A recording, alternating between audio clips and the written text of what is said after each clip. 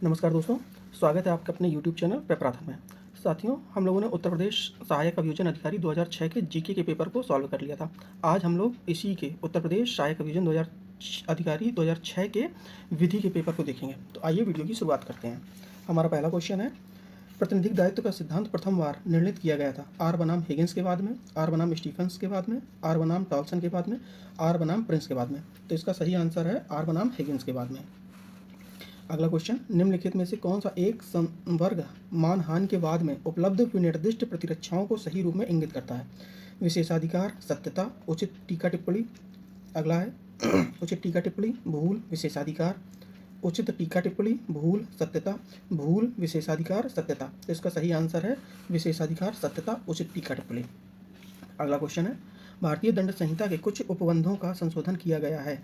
प्रशासनिक अधिकरण अधिनियम 1985 द्वारा, मध्यस्थता और सुलह अधिनियम 1996 द्वारा, सूचना प्रौद्योगिकी अधिनियम 2000 द्वारा, उपयुक्त में से कोई नहीं। तो इसका सही आंसर है सूचना प्रौद्योगिकी अधिनियम 2000 द्वारा। अगला क्वेश्चन हमारा, निम्नलिखित में से नशे पर कौन सा मार्गदर्शकवाद है? नथुलाल बनाम मध्य प्रदेश राज्य, डायरेक्टर पब्लिक प्रोसिक्यूशन बनाम बर्ड, बैरो बनाम आइजक, उपरोक्त में से कोई नहीं। तो इसका सही आंसर है हमारा डायरेक्टर पब्लिक प्रोसिक्यूशन बनाम बर्ड। अगला क्वेश्चन है, इसको सूची का मिलान करना है हमको। सूची 1 को सूची 2 से सम्मिलित कीजिए तथा सूचियों के नीचे दिए गए कूट का प्रयोग कर सही उत्तर चुनिए।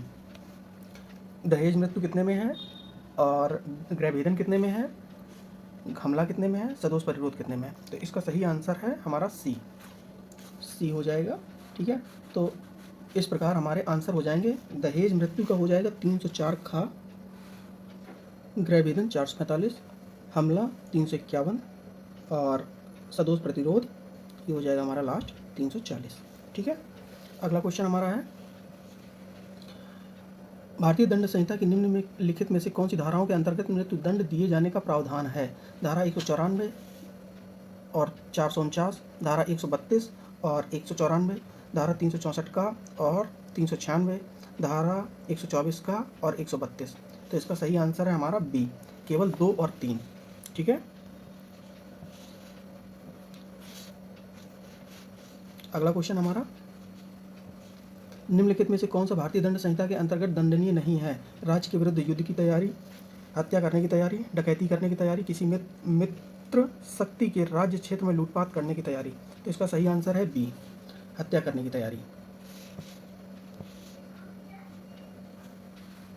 अगला क्वेश्चन, निम्नलिखित में से कौन सा अपूर्ण अपराध है? लोक उपताप, आपराधिक प्रयत्न, विधि विरुद्ध जमाव, बलवा। तो इसका सही आंसर है आपराधिक प्रयत्न। अगला क्वेश्चन, निम्नलिखित में से कौन सा कथन सत्य नहीं है? ऑप्शन ए, बलवा करना और दंगा भारतीय दंड संहिता की धारा 146 और 159 में क्रमशः परिभाषित है। हमला आवश्यक ही लोक स्थान पर होना चाहिए, दंगा किसी भी स्थान पर हो सकता है। बलवा करना 2 वर्ष तक के कारावास से दंडनीय है, दंगा 1 माह तक के कारावास से दंडनीय है। बलवा 5 या अधिक व्यक्तियों द्वारा होता है, दंगा 2 या अधिक व्यक्तियों द्वारा होता है। तो इसका सही आंसर है बी, अर्थात बलवा आवश्यक ही लोक स्थान पर होना चाहिए, दंगा किसी भी स्थान पर हो सकता है।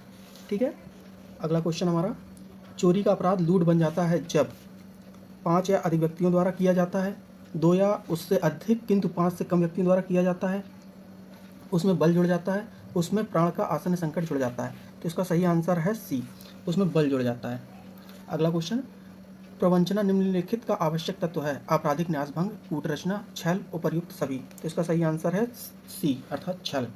अगला क्वेश्चन, आ बा को घोर उपाधि करने के भय में डालकर बेईमानी से बा को उत्प्रेरित करता है कि वह एक कोरे कागज पर हस्ताक्षर कर दे और उसे आ को परिदत्त कर दे। वह उस कागज पर हस्ताक्षर करके उसे आ को परिदत्त कर देता है। आ ने ऑप्शन हमारे चोरी की, डकैती की, लूट की, उद्यापन किया। तो इसका सही आंसर है डी, उसने उद्यापन किया है। प्रश्नगत समस्या, धारा 383 के दृष्टांत घा पर आधारित है, वहां पर किया गया अपराध उद्यापन होगा। अगला क्वेश्चन, निम्नलिखित में से कौन सा विधि विरुद्ध जमाव का आवश्यक तत्व नहीं है? ऑप्शन हमारे 5 या अधिक व्यक्ति, सामान्य उद्देश्य, सामान्य आशय, विधि अथवा विधि प्रक्रिया के निष्पादन का प्रतिषेध। इसका सही आंसर होगा सामान्य आशय, अर्थात ऑप्शन सी। अगला क्वेश्चन हमारा, एक मजिस्ट्रेट के समक्ष जा पर सद्भावपूर्वक अभियोग लगाता है। ऑप्शन है, आ ने कोई अपराध नहीं किया, बा ने मानहानि का अपराध किया, आ ने मानहानि का अपराध किया किंतु वह भारतीय दंड संहिता की धारा 93 के अंतर्गत अपना बचाव कर सकता है। अगला ऑप्शन, उपर्युक्त में से कोई नहीं। तो इसका सही आंसर होगा आ ने कोई अपराध नहीं किया। अगला क्वेश्चन हमारा, बलात्संग की पीड़ित का परिचय प्रकटन भारतीय दंड संहिता की किस धारा के अंतर्गत दंडनीय है? धारा 228, धारा 228 का, धारा 376 का, धारा 376 खा। तो इसका सही आंसर होगा बी, अर्थात धारा 228 का। अगला क्वेश्चन हमारा, निम्नलिखित में से कौन सा आपराधिक प्रयत्न का दृष्टांत है? आ जादू टोना द्वारा बा को मार डालने का प्रयत्न करता है, आ कूटकृत करेंसी नोट बनाने के लिए रंग खरीदने मुंबई जाता है, आ बा की मृत्यु कारित करने के आशा से बा के कमरे में टंगे हुए कोट को बा समझकर उस पर गोली चलाता है, आ अपना ही छाता किसी दूसरे का समझकर ले जाता है। तो इसका सही आंसर है सी, अर्थात आ बा की मृत्यु कारित करने के आशा से बा के कमरे में टंगे हुए कोट को बा समझकर उस पर गोली चलाता है। अगला क्वेश्चन, जब कोई आपराधिक कार्य व्यक्तियों द्वारा अपने सबके सामान्य आशय को अग्रसर करने में किया जाता है तब ऐसे व्यक्तियों में से प्रत्येक व्यक्ति दायित्व के अधीन है। ऑप्शन है, कार्य का करने के प्रयत्न के लिए, कार्य के दुष्प्रेरण के लिए, केवल उस भाग के लिए जो प्रत्येक ने किया है, मानो कार्य उनमें से प्रत्येक ने अकेले ही किया है। तो इसका सही आंसर है डी, अर्थात मानो कार्य उनमें से प्रत्येक ने अकेले ही किया है। अगला क्वेश्चन, मृत्यु दंड बिरले से विरलतम अपराधों में ही दिया जाना चाहिए अब निर्धारित किया गया था। बच्चन सिंह बनाम पंजाब राज्य में, इसी को ही हम लोग बच्चन सिंह के नाम से भी केस के नाम से जानते हैं। रामेश्वर बनाम उत्तर प्रदेश राज्य, टीवी वथेश्वरन बनाम तमिलनाडु राज्य, उत्तर प्रदेश राज्य बनाम MK एंथोनी। तो इसका सही आंसर है बच्चन सिंह बनाम पंजाब राज्य, अर्थात ऑप्शन ए। अगला क्वेश्चन, मानवीय सम्मान के साथ जीवन जीने के अधिकार में नैसर्गिक जीवन को समाप्त करने का अधिकार सम्मिलित नहीं है अब निर्धारित किया गया था। पी रथीनम बनाम भारत संघ में, ज्ञान कौर बनाम पंजाब राज्य में, राजेंद्र बनाम उत्तर प्रदेश राज्य में, माछी सिंह बनाम पंजाब राज्य में। तो इसका सही आंसर है ज्ञान कौर बनाम पंजाब राज्य में। अगला क्वेश्चन है, 5 या उससे अधिक सदस्यों के जमाव द्वारा उस जमाव के सामान्य उद्देश्य को अग्रसर करने में की गई हिंसा का प्रयोग जो अपराध गठित करेगा वह है विधि विरुद्ध जमाव, हमला, दंगा, बलवा। तो इसका सही आंसर है बलवा, अर्थात ऑप्शन डी।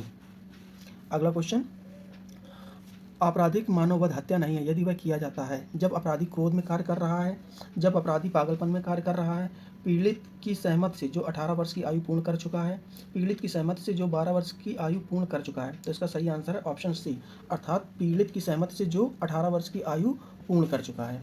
अगला क्वेश्चन हमारा, एक नियोजक अपने कर्मचारियों के वेतन से कतिपय प्रतिशत अंश यह कहकर काट लेता है कि भविष्य निधि के लिए यह उनका अंशदान है किंतु उस कोष में जमा नहीं करता है, नियोजक करता है। आपराधिक दुर्विनियोग, आपराधिक न्यास भंग, चोरी, ऑप्शन डी छल। तो इसका सही आंसर है आपराधिक न्यास भंग। अगला क्वेश्चन, भारतीय दंड संहिता की धारा 498 का के अंतर्गत निर्दयता में निहित है केवल शारीरिक निर्दयता, केवल मानसिक निर्दयता, स्त्री का उत्पीड़न, पत्नी द्वारा निर्दयता। इसका सही आंसर है स्त्री का उत्पीड़न। अगला क्वेश्चन, आ कार से दिल्ली से आगरा तक की यात्रा कर रहा था, बा उसे रास्ते में मिला तथा बीच के नगर मथुरा तक लिफ्ट देने के लिए प्रार्थना की। आ ने उसकी प्रार्थना को स्वीकार किया परंतु मथुरा आने पर उसके बार बार प्रार्थना करने पर भी बा को वहां नहीं उतारा। बा को उसकी इच्छा के विरुद्ध आगरा तक जाना पड़ा। ऑप्शन हमारे, आ किसी भी अपराध का दोषी नहीं है, आ अपहरण के अपराध का दोषी है, आ सदोष परिरोध के अपराध का दोषी है, आ आपराधिक बल प्रयोग करने का दोषी है। तो इसका सही आंसर होगा सी, ऑप्शन सी इसका सही आंसर है, आ सदोष परिरोध के अपराध का दोषी है। अगला क्वेश्चन, एक विद्यालय का अध्यापक आ अनुशासन लागू करने के प्रयोजन से एक विद्यार्थी जिसकी आयु लगभग 11 वर्ष थी को मामूली सजा देता है। इस मामले में ऑप्शन हमारे, आ भारतीय दंड संहिता की धारा 89 के अधीन बचाव का दावा कर सकता है, आ साधारण उपहति कारित करने का दोषी है, आ आपराधिक बल प्रयोग का दोषी है, आ भारतीय दंड संहिता की धारा 88 के अधीन बचाव का दावा कर सकता है। तो इसका सही आंसर है ए, अर्थात आ भारतीय दंड संहिता की धारा 89 के अधीन बचाव का दावा कर सकता है। अगला क्वेश्चन है, आ के विवाह का अनुष्ठान बा के साथ पा नामक पुरोहित द्वारा यह जानते हुए कराया जाता है कि विवाह अवैध है क्योंकि आ पूर्व से ही विवाहित है। विवाह के समय आ का पिता सा तथा अन्य दो व्यक्ति दा व ना उपस्थित रहते हैं, इस मामले में ऑप्शन है हमारे सा दा एवं ना दुष्प्रेरण के लिए दायित्वाधीन है। केवल आ का पिता सा दुष्प्रेरण के लिए दोषी है। सा दा ना और पुरोहित पा सभी दुष्प्रेरण के लिए दोषी है। केवल पुरोहित पा द्विविवाह के अपराध के दुष्प्रेरण का दोषी है। तो इसका सही आंसर है हमारा ऑप्शन डी। इसमें केवल पुरोहित पा द्विविवाह के अपराध के दुष्प्रेरण का दोषी है। अगला क्वेश्चन है निम्नलिखित में से कौन से संयोजन सही सुमेलित हैं। तो इसमें हम लोगों को सही सुमेलित करना है, तो इसका सही आंसर है हमारा ऑप्शन ए। ठीक है, अर्थात केन नानावती बनाम महाराष्ट्र राज्य गंभीर एवं अचानक प्रकोपन से सत्य है। हिमाचल प्रदेश राज्य बनाम आसाराम बलात्संग से, ये भी सत्य है। करण सिंह बनाम उत्तर प्रदेश राज्य, तो ये भी हमारा सही है।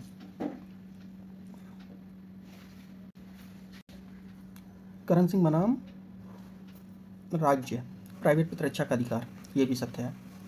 आइए अगले क्वेश्चन चलते हैं। अगला क्वेश्चन हमारा लोक अपदूषक के सामान्य प्रकार के लिए दंड उपबंधित है। भारतीय दंड संहिता की धारा 268 में, भारतीय दंड संहिता की धारा 269 में, भारतीय दंड संहिता की धारा 290 में, भारतीय दंड संहिता की धारा 291 में। तो इसका सही आंसर है ऑप्शन सी, अर्थात भारतीय दंड संहिता की धारा 290 में। अगला क्वेश्चन है अधिवक्ताओं ने एक आंदोलन के कारण न्यायालय की कार्रवाइयों में भाग लेना बंद कर दिया तथा सत्याग्रह किया। एक समाचार पत्र ने अपने संपादकीय में यह आलोचना की कि क्या एक वर्ग के रूप में अधिवक्ताओं को हड़ताल पर जाना उचित है। अधिवक्ताओं को कांजिया दलाल अर्थात विवाद दलाल के नाम से संपादित लेख में संबोधित किया गया था। समाचार पत्र का संपादक मानहानि कारित करने के अपराध का दोषी है। समाचार पत्र का संपादक मानहानि कारित करने के अपराध का दोषी नहीं है। संपादक ही नहीं वरन निदेशक मंडल के अध्यक्ष तथा इसके प्रधान प्रबंधक भी मानहानि कारित करने के अपराध के दोषी हैं। उपर्युक्त में से कोई नहीं। तो इसका सही आंसर है ऑप्शन बी, समाचार पत्र का संपादक मानहानि कारित करने के अपराध का दोषी नहीं है। अगला क्वेश्चन मैकनाटन नियम के अनुसार विधिक पागलपन चिकित्सीय पागलपन से सर्वथा भिन्न है। इसका संबंध है इच्छा शक्ति के पूर्ण लोप से, बोध शक्ति के पूर्ण लोप से, सहज उन्मत्तता से, उपर्युक्त में से कोई नहीं। तो इसका सही आंसर है बोध शक्ति के पूर्ण लोप से, अर्थात सही आंसर है हमारा ऑप्शन बी। अगला क्वेश्चन भारतीय दंड संहिता के अंतर्गत तथ्य की भूल के बचाव के लिए वास्तविक भूल पर्याप्त है। कार्य युक्त होना चाहिए, कार्य युक्त तथा सद्भावपूर्वक किया जाना चाहिए, उपर्युक्त में से कोई सही नहीं है। तो इसका सही आंसर है कार्य युक्त एवं तथा सद्भावपूर्वक किया जाना चाहिए, अर्थात ऑप्शन सी।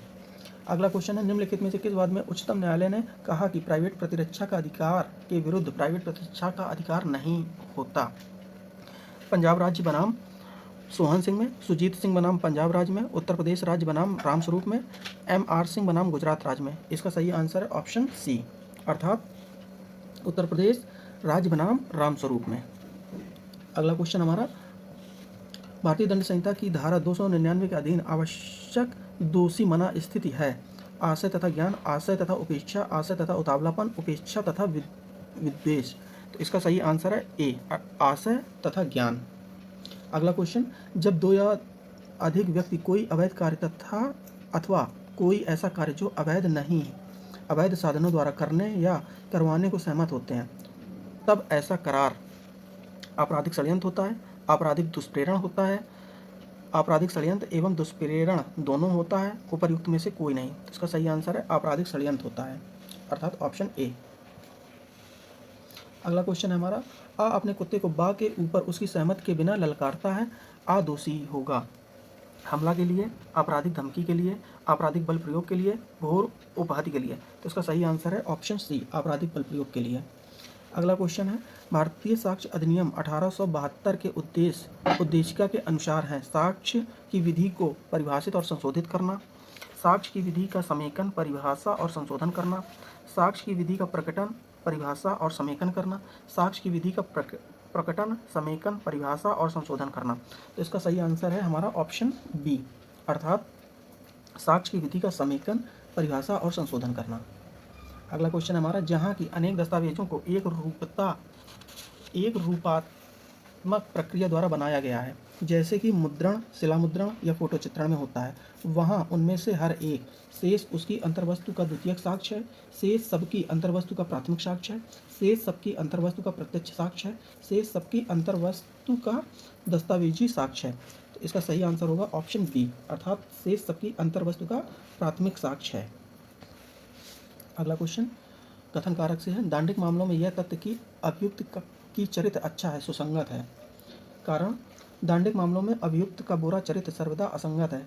नीचे दिए गए कूट की सहायता से सही उत्तर चुनिए। ए और आर दोनों सही हैं, परंतु ए आर का सही स्पष्टीकरण है। ए और आर दोनों सही हैं, परंतु आर ए का सही स्पष्टीकरण नहीं है। ए सही है परंतु आर गलत है। ए गलत है परंतु आर सही है। तो इसका सही आंसर है सी, अर्थात ए सही है परंतु आर गलत है। अगला क्वेश्चन, एक सामान्य प्रथा के अनुसार विवाह संबंध हुआ, यह सिद्ध करने के लिए क्या नियम है कि यह एक विद्यमान वैवाहिक संबंध है? ऑप्शन है, प्रथा को साक्ष्य के द्वारा सिद्ध किया जाएगा। न्यायालय प्रथा का न्यायिक संज्ञान लेते हैं। न्यायालय सामान्य जन प्रथा के प्रभाव का मूल्यांकन करेगा। उपर्युक्त सभी। तो इसका सही आंसर है ऑप्शन सी, न्यायालय सामान्य जन पर प्रथा के प्रभाव का मूल्यांकन करेगा। अगला क्वेश्चन हमारा, भारतीय साक्ष्य अधिनियम की निम्नलिखित धाराओं में से किस धारा में सील का साक्ष्य देने वाले साक्षी के प्रति परीक्षण और पुनः परीक्षण से संबंधित प्रावधान अंतर्विष्ट हैं? धारा 140, धारा 141, धारा 142 और धारा 139। तो इसका सही आंसर है हमारा धारा 140, अर्थात ऑप्शन ए। अगला क्वेश्चन हमारा, अभियुक्त द्वारा की गई संस्वीकृति सुसंगत होती है जो कि प्राधिकारवान व्यक्ति की ओर से की गई है जबकि वह मजिस्ट्रेट की साक्षात उपस्थिति में न की गई हो, जो कि पुलिस अधिकारी से की गई हो जबकि वह मजिस्ट्रेट की साक्षात उपस्थिति में न की गई हो, जो कि मजिस्ट्रेट से की गई हो परंतु पुलिस अधिकारी उपस्थित हो, जो कि उस समय की गई हो जब व्यक्ति पुलिस अधिकारी की अग्रक्षा में हो तथा वह मजिस्ट्रेट की साक्षात उपस्थिति में की गई हो। तो इसका सही आंसर है ऑप्शन डी, अर्थात जो कि उस समय की गई हो जब व्यक्ति पुलिस अधिकारी की अग्रक्षा में हो तथा वह मजिस्ट्रेट की साक्षात उपस्थिति में की गई हो। अगला क्वेश्चन है, खोजी कुत्ते द्वारा खोजा गया साक्ष्य किस श्रेणी में आता है? ऑप्शन ए है मौखिक साक्ष्य, ऑप्शन बी है दस्तावेजी साक्ष्य, ऑप्शन सी है अनुश्रुत साक्ष्य, ऑप्शन डी है वैज्ञानिक साक्ष्य। तो इसका सही आंसर है ऑप्शन डी वैज्ञानिक साक्ष्य। अगला क्वेश्चन है, प्रश्न यह है कि क्या का ने किसी अमुक दिन कोलकाता में अपराध किया? इस प्रश्न के उत्तर में निम्नलिखित में से कौन सा तत्व सुसंगत है? ऑप्शन ए, यह कि का उस दिन मुंबई में था, यह कि का कोलकाता जाने का अभ्यासी है, यह कि का अपराध करने का अभ्यासी है, उपर्युक्त में से कोई नहीं। इसका सही आंसर है ऑप्शन ए, यह कि का उस दिन मुंबई में था। अगला क्वेश्चन, जहाँ कहीं भारतीय साक्ष्य अधिनियम 1872 द्वारा यह निर्दिष्ट है कि न्यायालय किसी तथ्य की अवधारणा करेगा, वहाँ न्यायालय ऐसे तथ्य को, ऑप्शन ए है साबित मानेगा यदि और जब तक वह न साबित नहीं किया जाता। ऑप्शन बी साबित मानेगा यदि और जब तक वह ना साबित नहीं किया जाता है। ऑप्शन सी साबित मानेगा, ऑप्शन डी साबित मानेगा और उसे ना साबित करने के प्रयोजन के लिए साक्ष्य दिए जाने की अनुज्ञा नहीं देगा। तो इसका सही आंसर है ऑप्शन ए, अर्थात साबित मानेगा यदि और जब तक वह ना साबित नहीं किया जाता है। अगला क्वेश्चन, निम्नलिखित में से कौन सा अपराधी है? एक गुप्तचर, उत्पीड़न के कारण रिश्वत देने वाला व्यक्ति, बलात्कार से पीड़ित लड़की, अभियोजिका, ऑप्शन डी वेश्या। इसका सही आंसर है ऑप्शन डी वेश्या। अगला क्वेश्चन, भारतीय साक्ष्य अधिनियम 1872 में सुसंगतता और संस्वीकृति है समानार्थी, ऑप्शन बी सविस्तृत, ऑप्शन सी ना तो समानार्थी ना ही सविस्तृत, ऑप्शन डी समानार्थी और सविस्तृत दोनों। इसका सही आंसर है ऑप्शन सी, ना तो समानार्थी और ना ही सविस्तृत। अगला क्वेश्चन, का अपनी भूमि पर अतिचार के लिए खा पर वाद लाता है। खा उस भूमि पर मार्ग के लोक अधिकार का अस्तित्व अधिकथित करता है जिसका का द्वारा गा के विरुद्ध उसी भूमि पर अतिचार के लिए वाद में जिसमें गा ने उसी मार्ग का अस्तित्व अभिकथित किया था, प्रतिवादी के पक्ष में डिक्री का अस्तित्व सुसंगत है किंतु विबंध के रूप में लागू नहीं होगा। इस बात का निश्चयात्मक सबूत है कि मार्गाधिकार अस्तित्व में है। इस बात का निश्चयात्मक सबूत नहीं है कि मार्गाधिकारी अस्तित्व में है। सुसंगत है किंतु इस बात का निश्चयात्मक सबूत नहीं है कि मार्गाधिकार अस्तित्व में है।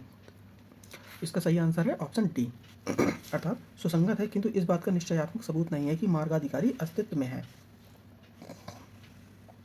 अगला क्वेश्चन, किसी साक्षी की प्रतिपरीक्षा के बाद उसकी उस पक्षकार द्वारा जिसने उसे बुलाया था, परीक्षा उसकी मुख्य परीक्षा है, अतिरिक्त परीक्षा है, पुनः परीक्षा है, पुनः प्रतिपरीक्षा है। इसका सही आंसर है ऑप्शन सी, पुनः परीक्षा है।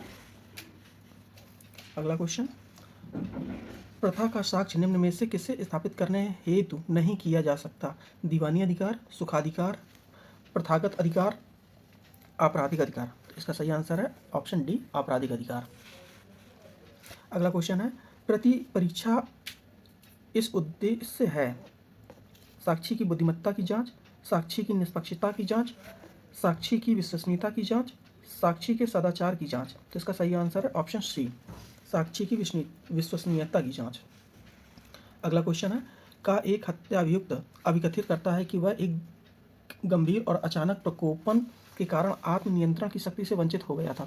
इस तथ्य का खा प्रत्याख्यान करता है। ऑप्शन हमारे का और खा को सबूत का भार आपस में बांटना होगा। सबूत का भार खा पर है, सबूत का भार अभियोजन पर है, सबूत का भार का पर है। तो इसका सही आंसर है सबूत का भार का पर है।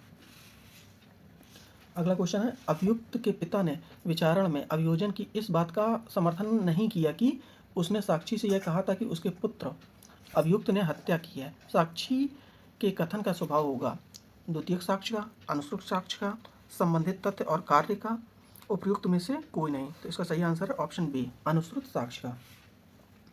अगला क्वेश्चन हमारा, मृत्युकालिक कथन नंबर 1 बिना संपुष्टि के दोष सिद्ध का एकमात्र अनाचार नहीं हो सकता। नंबर 2 एक कमजोर साक्ष्य है। नंबर 3 किसी भी अन्य साक्ष्य के समकक्ष है। नंबर 4 की विश्वसनीयता के लिए गहन समीक्षा की आवश्यकता है। निम्नलिखित कूट की सहायता से सही उत्तर चुनिए। तो इसका सही आंसर है हमारा ऑप्शन सी, अर्थात 3 और 4। अगला क्वेश्चन, एक पत्नी ने मात्र तेज भागता हुआ वाहन देखा था जिसने कुछ दूरी पर उसके पति को कुचल दिया था। उसने दुर्घटना स्वयं नहीं देखी थी। पति की एक दिन बाद हृदयाघात से मृत्यु हो गई। क्या पत्नी का यह साक्ष्य लिया जा सकता है कि दुर्घटना के उपरांत घायल पति ने उससे क्या कहा था? ऑप्शन ए हाँ, यह मृत्युकालीन घोषणा है। ऑप्शन बी नहीं, यह मात्र अनुश्रुत साक्ष्य है। ऑप्शन सी नहीं, क्योंकि यह विशेषाधिकृत संसूचना है। ऑप्शन डी हाँ, यह रजचेष्टे का एक भाग है। इसका सही आंसर है ऑप्शन डी हाँ, यह रजचेष्टे का एक भाग है। अगला क्वेश्चन, यदि किसी हस्ताक्षरकर्ता का अंकीय हस्ताक्षर इलेक्ट्रॉनिक अभिलेख पर नियत किया गया अभिकथित किया जाता है तो इस तथ्य को साबित किया जाना चाहिए कि ऐसे अंकीय हस्ताक्षर हस्ताक्षरकर्ता का ही अंकीय हस्ताक्षर है, सिवाय सुरक्षित अंकीय हस्ताक्षर के, प्रमाणित अंकीय हस्ताक्षर के, कंप्यूटराइज अंकीय हस्ताक्षर के, पदीय अंकीय हस्ताक्षर के। तो इसका सही आंसर है ऑप्शन ए, सुरक्षित अंकीय हस्ताक्षर के। अगला क्वेश्चन, का और खा के बीच प्रश्न यह है कि अमुक विलेख कूट रचित है या नहीं। का प्रतिज्ञात करता है कि वह असली है, खा प्रतिज्ञात करता है कि वह कूट रचित है। ऑप्शन है हमारे, खा का कोई कथन की विलेख असली है, का साबित कर सकेगा, तथा का कोई कथन की विलेख कूट रचित है, खा साबित कर सकेगा। खा का कोई कथन की विलेख कूट रचित है, का साबित कर सकेगा, तथा का कोई कथन की विलेख असली है, खा साबित कर सकेगा। का अपना यह कथन की विलेख असली है साबित कर सकेगा, खा अपना यह कथन की विलेख कूटरचित है साबित कर सकेगा। इसका सही आंसर है ऑप्शन ए, खा का कोई कथन की विलेख असली है, का साबित कर सकेगा, तथा का कोई कथन की विलेख कूटरचित है, खा साबित कर सकेगा। अगला क्वेश्चन हमारा, जो व्यक्ति लापता हो गया उसके बारे में यदि 7 वर्ष तक उन लोगों में से किसी ने कुछ ना सुना हो जो यदि वह जीवित होता तो अवश्य सुनते, तब यह उपधारणा उत्पन्न होती है कि उसकी मृत्यु हो गई है। इसे व्यक्ति की मृत्यु के समय के संबंध में क्या उपधारणा होगी? ऑप्शन ए है, यह उपधारणा की अंतिम बार सुने जाने की 7 वर्ष बाद की तिथि को व्यक्ति की मृत्यु हुई। ऑप्शन बी हमारा, यह उपधारणा की इन 7 वर्षों के मध्य विशिष्ट अवधि के प्रारंभ में व्यक्ति की मृत्यु हुई। ऑप्शन सी, जो यह कथन करते हैं कि मृत्यु को एक विशेष समय घटित हुआ माना जाए उन्हें यह सिद्ध करना होगा। ऑप्शन डी है, यह उपधारणा है कि व्यक्ति की मृत्यु न्यायिक घोषणा की तिथि को हुई।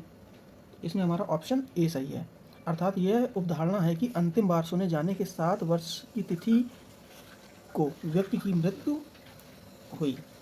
अगला क्वेश्चन, बलात्संग के किसी अभियोजन में जहां अभियुक्त द्वारा मैथुन करना साबित हो जाता है और स्त्री न्यायालय के समक्ष अपने साक्ष्य में यह कथन करती है कि उसने सम्मति नहीं दी।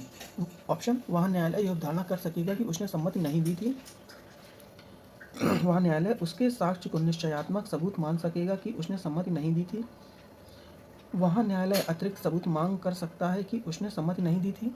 वहाँ न्यायालय यह अवधारणा करेगा कि उसने सम्मति नहीं दी थी। इसका सही आंसर है ऑप्शन डी, अर्थात वहाँ न्यायालय यह अवधारणा करेगा कि उसने सम्मति नहीं दी थी। अगला क्वेश्चन है हमारा, स्वयं से बात करते करके भी संस्वीकृति हो सकती है। संस्वीकृति को किसी अन्य व्यक्ति को सूचित किया जाना आवश्यक नहीं है। अब निर्धारित किया गया था निम्न मामले में। ऑप्शन ए, शंकरिया बनाम राजस्थान राज्य। ऑप्शन बी, बूटा सिंह बनाम पंजाब राज्य। ऑप्शन सी, साहू बनाम उत्तर प्रदेश राज्य। ऑप्शन डी, निशिकांत झा बनाम बिहार राज्य। तो इसका सही आंसर है ऑप्शन सी, साहू बनाम उत्तर प्रदेश राज्य। अगला क्वेश्चन, एक इकबाली साक्षी का साक्ष्य विश्वसनीय अवश्य होना चाहिए, अवश्य संपोषित होना चाहिए, विश्वसनीय अवश्य हो और अधिमानता संपोषित हो, ग्राह्य नहीं है। नीचे दिए गए कूट की सहायता से सही उत्तर चुनिए। इसका सही आंसर है हमारा ऑप्शन सी, अर्थात 3 और 2। अगला क्वेश्चन है हमारा, निम्नलिखित में से किस विनिश्चय में यह प्रतिपादित किया गया कि केस डायरी का उपयोग अभियुक्त नहीं कर सकता। अभियुक्त अथवा उसका अधिवक्ता ना तो केस डायरी मंगवा सकता है, ना ही उसके अवलोकन का दावा कर सकता है। उत्तर प्रदेश राज्य बनाम हरीशचंद्र सिंह, आर्य वीर सक्सेना बनाम राज्य, केरल राज्य बनाम अमीनी व अन्य, मुकुंद लाल बनाम भारत संघ। इसका सही आंसर है केरल राज्य बनाम अमीनी व अन्य, अर्थात ऑप्शन सी।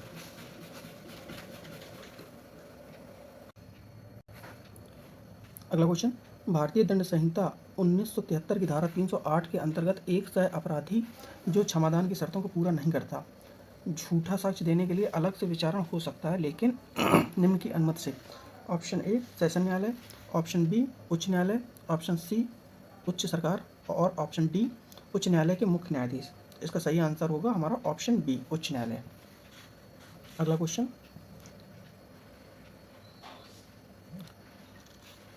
दंड प्रक्रिया संहिता की धारा 77 के अंतर्गत वारंट निष्पादित किया जा सकता है उस न्यायालय के अधिकार क्षेत्र में जिसने वारंट जारी किया, सत्र न्यायालय के अधिकार क्षेत्र में, राज्य के किसी भी स्थान पर, भारत में किसी भी स्थान पर। इसका सही आंसर है ऑप्शन डी, अर्थात भारत में किसी भी स्थान पर।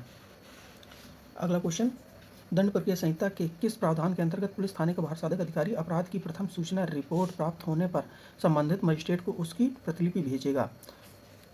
धारा 154 भारतीय दंड प्रक्रिया संहिता के अंतर्गत, धारा 159 के अंतर्गत, धारा 156 के अंतर्गत, धारा 157 के अंतर्गत। इसका सही आंसर होगा धारा 157 के अंतर्गत, अर्थात ऑप्शन डी। अगला क्वेश्चन है, असंज्ञेय अपराध से अभिप्रेत है एक ऐसा अपराध जिसमें एक पुलिस अधिकारी बिना वारंट के गिरफ्तार नहीं कर सकता, एक पुलिस अधिकारी अपने विवेक के आधार पर गिरफ्तार कर सकता है, एक पुलिस अधिकारी बिना वारंट के गिरफ्तार करने का प्राधिकार रखता है, परिवादी के निवेदन पर गिरफ्तार किया जा सकता है। इसका सही आंसर है हमारा ऑप्शन ए, अर्थात एक पुलिस अधिकारी बिना वारंट के गिरफ्तार नहीं कर सकता है। अगला क्वेश्चन है, क्या दांडिक न्यायालय उसके समक्ष प्रस्तुत किए गए किसी दस्तावेज को परिबद्ध कर सकता है। हाँ, नहीं, केवल दीवानी न्यायालय परिबद्ध कर सकता है, वरिष्ठ अधिकारी की सहमति से परिबद्ध किया जा सकता है। तो इसका सही आंसर है ऑप्शन ए, हाँ, परिबद्ध किया जा सकता है।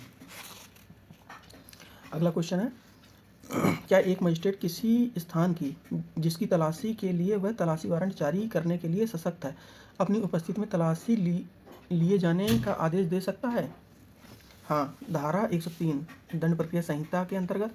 हाँ, धारा 104 दंड प्रक्रिया संहिता के अंतर्गत। नहीं, ऑप्शन डी, हाँ, धारा 105 दंड प्रक्रिया संहिता के अंतर्गत। तो इसका सही आंसर होगा हमारा ऑप्शन ए, अर्थात वो कर सकता है, हाँ, धारा 103 दंड प्रक्रिया संहिता के अंतर्गत। समन मामले का अर्थ है एक ऐसा मामला जो वारंट मामला नहीं है, एक ऐसा मामला जिसमें प्रतिभूति की आवश्यकता नहीं है, एक ऐसा मामला जिसके द्वारा चोरी के अपराध का विचारण होता है। एक ऐसा मामला जिसमें विचारण के दौरान केवल समन ही जारी किया जा सकता है। तो इसका सही आंसर है ऑप्शन डी, एक ऐसा मामला जिसमें विचारण के दौरान केवल समन ही जारी किया जा सकता है। अगला क्वेश्चन है, निम्नलिखित में से कौन सा वाद त्रुटिपूर्ण अन्वेषण से संबंधित है? ऑप्शन ए है डी.के. बसु बनाम पश्चिम बंगाल राज्य, जाहिरा हबीबुल्ला शेख बनाम गुजरात राज्य, साक्षी बनाम भारत संघ, और ऑप्शन डी है दीपेश चांडक बनाम भारत संघ। तो इसका सही आंसर है ऑप्शन ए, डी.के. बसु बनाम पश्चिम बंगाल राज्य। अगला क्वेश्चन है, दंड प्रक्रिया संहिता की धारा 125 के संदर्भ में निम्नलिखित कथनों में से कौन सा कथन सही नहीं है? ए, ऐसे व्यक्ति जिसके पास पर्याप्त आर्थिक साधन नहीं है के विरुद्ध धारा 125 का उपयोग नहीं हो सकता। एक विवाहित पुत्री जिसका पति बेरोजगार है के भरण पोषण का दायित्व पुत्री के पिता का है। अपना भरण पोषण करने में अक्षम माता पिता के भरण पोषण का दायित्व एक विवाहित पुत्री का भी है। ऐसी स्त्री जिसने पति से विवाह विच्छेद प्राप्त कर लिया है और पुनर्विवाह नहीं किया है, अपने पूर्व पति से भरण पोषण प्राप्त कर सकती है। तो इसका सही आंसर है ऑप्शन बी, अर्थात एक विवाहित पुत्री जिसका पति बेरोजगार है के भरण पोषण का दायित्व पुत्री के पिता का है। ये कथन सही नहीं है। ठीक है, बाकी हमारे सारे सही हैं। अगला क्वेश्चन है, दंड प्रक्रिया संहिता की धारा 199(2) के अंतर्गत संस्थित मामले में अपनाई गई विचारण प्रक्रिया होती है। सत्र विचारण, पुलिस रिपोर्ट के आधार पर संस्थित वारंट मामले का विचारण, पुलिस रिपोर्ट से अन्यथा संस्थित वारंट मामले का विचारण, सम्मन विचारण। तो इसका सही आंसर है ऑप्शन सी, अर्थात पुलिस रिपोर्ट से अन्यथा संस्थित वारंट मामले का विचारण। भारतीय दंड संहिता की कौन सी धारा के अधीन किया गया अपराध दंड प्रक्रिया संहिता की धारा 320 के अंतर्गत समनीय नहीं है? धारा 352, धारा 353, धारा 354, धारा 355।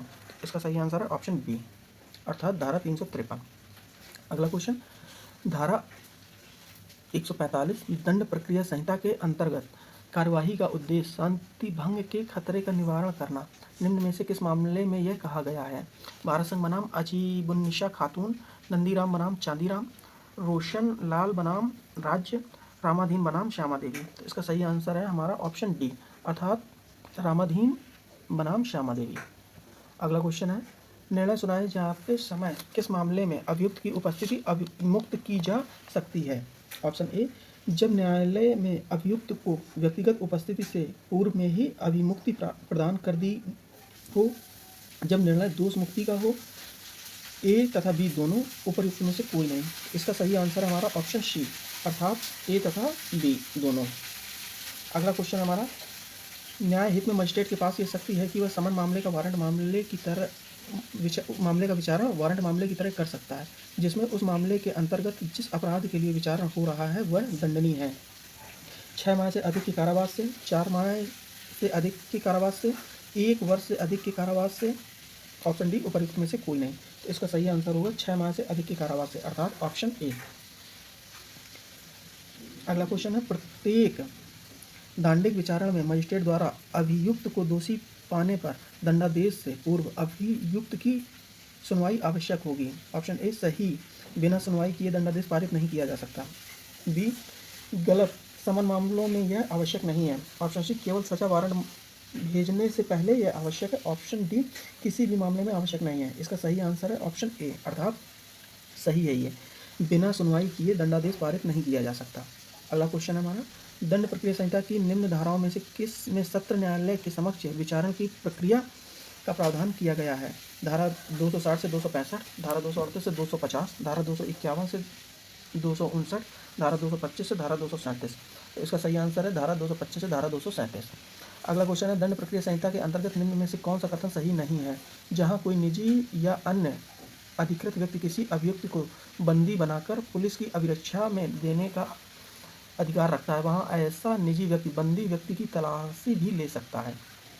ऑप्शन बी, न्यायिक कार्यवाही के अंतर्गत जांच तथा विचारण दोनों सम्मिलित है। ऑप्शन सी, परिवाद किसी भी व्यक्ति द्वारा किया जा सकता है तथा यह आवश्यक नहीं है कि पीड़ित व्यक्ति ही परिवाद करे। ऑप्शन डी, आरोप केवल वारंट केस में परिचित किए जाते हैं। छोटे छोटे समन वादों में आरोप पत्र की आवश्यकता नहीं होती। तो इसका सही आंसर है हमारा ऑप्शन बी, अर्थात न्यायिक कार्यवाही के अंतर्गत जांच तथा परीक्षण दोनों सम्मिलित है। अगला क्वेश्चन हमारा, दंड प्रक्रिया संहिता की धारा 125 के अंतर्गत एक मजिस्ट्रेट को निम्न शक्तियाँ प्राप्त हैं: अंतिम भरण पोषण तथा कार्रवाइयों के व्ययों को प्रदान करने की शक्ति प्राप्त है। अंतरिम भरण पोषण तथा कार्रवाइयों के व्ययों को प्रदान करने की शक्ति प्राप्त है। अंतरिम भरण पोषण प्रदान करने की शक्ति प्राप्त है, परंतु कार्रवाइयों के व्ययों को प्रदान करने की शक्ति प्राप्त नहीं है। अंतरिम भरण पोषण प्रदान करने की शक्ति प्राप्त नहीं है, किंतु कार्रवाइयों के व्ययों को प्रदान करने की शक्ति प्राप्त है। तो इसका सही आंसर है हमारा ऑप्शन ए, अर्थात अंतरिम भरण पोषण तथा कार्रवाइयों के व्ययों को प्रदान करने की शक्ति प्राप्त है। अगला क्वेश्चन, जब किसी मामले में कोई न्यायाधीश या मजिस्ट्रेट व्यक्तिगत रूप से हितबद्ध है तो मामले का तब तक न तो विचारण करेगा, न ही विचारार्थ सुपुर्द करेगा और न ही कोई अपील ऐसे मामले में सुनेगा जब तक कि ऑप्शन ए उच्च न्यायालय की अनुज्ञा न ली गई हो, उच्च न्यायालय के मुख्य न्यायाधीश की अनुज्ञा न ली गई हो, उसके अपीली न्यायालय की अनुज्ञा न ली गई हो, उपर्युक्त में से कोई नहीं। इसका सही आंसर है ऑप्शन सी, उसके अपीली न्यायालय की अनुज्ञा न ली गई हो। अगला क्वेश्चन है, किस मामले में यह अभिनिर्धारित किया कि दंड प्रक्रिया संहिता के अध्याय 8 के प्रावधान लोकहित में होने के कारण भारत के संविधान के अनुच्छेद 19 अतिक्रमण में नहीं है? रामचरण बनाम राज्य, शिवनारायण बनाम बनमाली, मधुलिमय बनाम एसडीएम मुंगेर, राम प्रसाद बनाम सम्राट। इसका सही आंसर है मधुलिमय बनाम एसडीएम मुंगेर, अर्थात ऑप्शन सी। अगला क्वेश्चन है, भारत दंड प्रक्रिया संशोधन अधिनियम 2005 द्वारा दंड प्रक्रिया संहिता की धारा 459 में 10 रुपये से कम शब्दों को किन शब्दों से प्रतिस्थापित किया गया है? 500 रुपये से कम, 50 रुपये से कम, 100 रुपये से कम, 250 रुपये से कम। इसका सही आंसर है ऑप्शन ए, 500 रुपये से कम। अगला क्वेश्चन है हमारा, जहां दो या अधिक न्यायालयों के मध्य क्षेत्राधिकार का प्रयोग विवादित हो तथा ऐसे न्यायालय विभिन्न उच्च न्यायालयों की अधीनस्थता के अंतर्गत हों तो दंड प्रक्रिया संहिता की धारा 186 के अंतर्गत विषय विनिश्चित किया जाएगा उच्च न्यायालय द्वारा, बड़े राज्य के उच्च न्यायालय द्वारा, ऐसे उच्च न्यायालय द्वारा जिसमें अधिक न्यायाधीश हैं, ऐसे उच्च न्यायालय द्वारा जिसके क्षेत्र में कार्रवाइयाँ प्रथम प्रारंभ हुई हैं। इसका सही आंसर है ऑप्शन डी, ऐसे उच्च न्यायालय द्वारा जिसके क्षेत्र में कार्रवाइयाँ प्रथम प्रारंभ हुई हैं। अगला क्वेश्चन है, दंड प्रक्रिया संहिता की धारा 486 के अनुसार 2 वर्ष की अवधि के दंडनीय अपराधों के लिए परिसीमा काल है 6 मास, 1 वर्ष, 2 वर्ष, 3 वर्ष। इसका सही आंसर है ऑप्शन डी, 3 वर्ष। अगला क्वेश्चन है, पुलिस अन्वेषण के लिए किसी व्यक्ति को निरुद्ध करने की मजिस्ट्रेट की शक्ति अधिकतम कितने दिनों की है? 15 दिन, 60 दिन, 90 दिन या 30 दिन। इसका सही आंसर है 90 दिन, अर्थात ऑप्शन सी। साक्षी द्वारा प्रश्न का उत्तर देने से इनकार करने पर अथवा मांगे जाने पर दस्तावेज प्रस्तुत करने से इनकार करने पर उसे कारावास के दंड से दंडित किया जा सकता है, जिसकी अवधि होगी 30 दिन, 7 दिन, 14 दिन, 1 मास। इसका सही आंसर है ऑप्शन बी, अर्थात 7 दिन। अगला क्वेश्चन है, पुलिस अधिनियम 1861 की किस धारा के अंतर्गत पुलिस अधिकारी को जिले के किसी भी भाग में नियोजित किया जा सकता है? 20, 21, 22 या 23। इसका सही आंसर है ऑप्शन सी, अर्थात 22। अगला क्वेश्चन है, उत्तर प्रदेश पुलिस रेगुलेशन के पैरा 169 के अंतर्गत लोक अभियोजन का यह कर्तव्य है कि वह ऐसे सभी मामलों संबंधित मजिस्ट्रेट के संज्ञान में लाए जिसमें अदावाकृत संपत्ति माल खाने में रखी है 6 मास से अधिक से, 1 वर्ष से अधिक से, 3 मास से अधिक से, 2 वर्ष से अधिक से। इसका सही आंसर है ऑप्शन ए, अर्थात 6 मास से अधिक से। अगला क्वेश्चन है हमारा, उत्तर प्रदेश पुलिस रेगुलेशन के पैरा 140 द्वारा वांछित है कि जब कोई पुलिस अधिकारी किसी व्यक्ति का चिकित्साधिकारी द्वारा परीक्षण कराने के लिए भेजे तो उसे ऐसे परीक्षण के उद्देश्य की स्पष्ट रूप से व्याख्या करनी चाहिए। उसे उस समय निर्धारित करना चाहिए जिसके भीतर चिकित्सीय परीक्षण पूर्ण किया जाए। जिस व्यक्ति का चिकित्सीय परीक्षण होता है उसके साथ उसे एक अनुरक्षक को भेजना चाहिए। उससे वह समस्त सावधानी बरतनी चाहिए ताकि व्यक्ति फरार न हो सके। इसका सही आंसर है ऑप्शन ए, अर्थात उसे ऐसे परीक्षण के उद्देश्य की स्पष्ट रूप से व्याख्या करनी चाहिए। अगला क्वेश्चन हमारा, उत्तर प्रदेश पुलिस रेगुलेशन के अनुसार प्रशिक्षित निरीक्षक रिजर्व लाइन का कैसा अधिकारी होता है? सामान्य अधिकारी, प्रभारी अधिकारी, उप मुख्य अधिकारी, उपरोक्त में से कोई नहीं। तो इसका सही आंसर है प्रभारी अधिकारी, अर्थात ऑप्शन बी। अगला क्वेश्चन, उत्तर प्रदेश पुलिस अधिनियम 1861 की धारा 7 निम्नलिखित से संबंधित है? विभागीय कार्रवाई से, न्यायिक कार्रवाई से, ए और बी दोनों से, उपर्युक्त में से कोई नहीं। इसका सही आंसर है ऑप्शन ए, विभागीय कार्रवाई से। अगला क्वेश्चन है, इतिवृत्तों हिस्ट्री सीटर के विषय में निम्नलिखित कथनों में से कौन सा गलत है? वर्ग खा की हिस्ट्री सीटर 3 वर्ष की अवधि के लिए होती है और उसे तारांकित किया जाना आवश्यक नहीं है। डकैतों के गिरोह के सक्रिय सदस्य के लिए खोली गई वर्ग का की हिस्ट्री सीट अवश्य तारांकित की जाए। जिन व्यक्तियों का कोई स्थायी निवास स्थान न हो उनकी हिस्ट्री सीट नहीं खोली जानी चाहिए। दंड प्रक्रिया संहिता की धारा 109 के अंतर्गत निरुद्ध व्यक्ति के लिए हिस्ट्री सीट खोलना अपेक्षित नहीं है। तो इसका सही आंसर है ऑप्शन ए, अर्थात वर्ग खा की हिस्ट्री सीट 3 वर्ष की अवधि के लिए होती है और उसे तारांकित किया जाना आवश्यक नहीं है। अगला क्वेश्चन, जब यह प्रतीत हो कि कोई विरुद्ध जमाव या बलवा या शांति भंग हुई है तथा पुलिस बल शांति के परिरक्षण के लिए पर्याप्त नहीं है तो विशेष पुलिस अधिकारी नियुक्त किए जा सकते हैं। ऑप्शन ए है, निरीक्षक की पंक्ति से निम्न पंक्ति के किसी पुलिस अधिकारी की आवेदन पर मजिस्ट्रेट के द्वारा, संबंधित जिले के पुलिस अधीक्षक के द्वारा, रेंज के पुलिस उप महानिरीक्षक के द्वारा, परिक्षेत्र के पुलिस महानिरीक्षक के द्वारा। तो इसका सही आंसर है ऑप्शन ए, निरीक्षक की पंक्ति से निम्न पंक्ति के किसी पुलिस अधिकारी की आवेदन पर मजिस्ट्रेट के द्वारा। अगला क्वेश्चन, उत्तर प्रदेश पुलिस विनियम का कौन सा अध्याय सवार पुलिस से संबंधित है? अध्याय 5, अध्याय 6, अध्याय 7, अध्याय 8। तो इसका सही आंसर है अध्याय 8। अगला क्वेश्चन, केस डायरी के संबंध में निम्नलिखित में से कौन सा कथन सही नहीं है? विवेचनाधिकारी को केस डायरी में स्थान व समय अभिलिखित करना चाहिए। ऑप्शन बी, जब और जहां उसने अन्वेषण प्रारंभ किया, जब और जहां अन्वेषण बंद किया, जब और जहां पुलिस अधिकारी ने अन्वेषण की प्रगति से संबंधित जानकारी के लिए उससे तलब किया। इसका सही आंसर है ऑप्शन डी, जब और जहां पुलिस अधिकारी ने अन्वेषण की प्रगति से संबंधित जानकारी के लिए उसे तलब किया।